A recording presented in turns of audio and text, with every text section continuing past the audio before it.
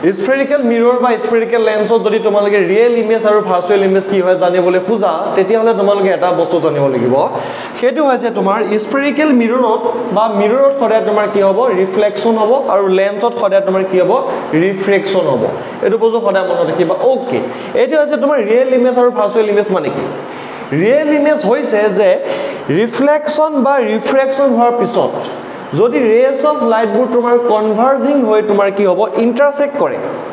reflection আৰু ৰিফ্ৰেকশ্যনৰ পিছত যদি তোমাৰ কি হ'ব ৰেজ অফ লাইটবোৰ ইন্টাৰসেক্ট কৰে তেতিয়া আমি সেই ইমেজবোৰক কি কম ৰিয়েল ইমেজ বুলি কম এতিয়া ভাৰ্চুৱেল ইমেজ মানে কি ভাৰ্চুৱেল ইমেজ হৈছে তোমাৰ কি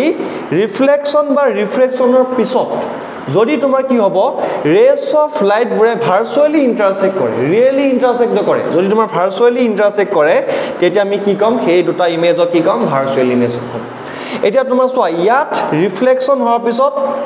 এফ পইণ্টত ইন্টাৰসেক্ট কৰিছে সো এখন ৰিয়েল ইমেজ ইয়াত তোমাৰ কি হৈছে ৰিফ্ৰেকশ্যন হোৱাৰ পিছত F1ত ইন্টাৰসেক্ট কৰিছে সো এটো ৰিয়েল ইমেজ কিন্তু ইয়াত তোমাৰ ৰিয়েলি ইন্টাৰসেক্ট কৰা নাই ইয়াত দেখিছানে তোমাৰ কি হৈছে ডাইভাৰ্জ হৈ গুছি গৈছে যদি ইয়াক আমি ভাৰ্চুৱেলি এক্সটেন্ড কৰো তেতিয়াহে তোমাৰ কি হ'ব F2ত ইমেজ ফৰ্মেশন হ'ব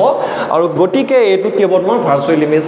ঠিক আছে এটা ৰিয়েল ইমেজ আৰু ভাৰ্চুৱেল ইমেজ মানে কি আমি গম পালো যে ৰিয়েলি ইন্টাৰসেক্ট কৰিলে ৰিয়েল ইমেজ আৰু তোমাৰ ভাৰ্চুৱেলি ইন্টাৰসেক্ট কৰিলে ভাৰ্চুৱেল ইমেজ এটা তোমাৰ ৰিয়েল আৰু ভাৰ্চুৱেল ইমেজ মানে কি চোৱা এটা বস্তু সদায় মনত ৰাখিবা ৰিয়েল ইমেজত কি হয় যদি তোমাৰ এটো অবজেক্ট হয় আমি ইমেজত কি দেখিম এটো ইনভাৰ্টেড দেখিম অবজেক্টটো আমি কি দেখিম ৰিয়েল ইমেজত ইনভাৰ্টেড দেখিম ঠিক আছে কিন্তু ভাৰ্চুৱেল ইমেজ মানে কি ভাৰ্চুৱেল ইমেজ মানে হৈছে তোমাৰ অবজেক্টটো যদি এটো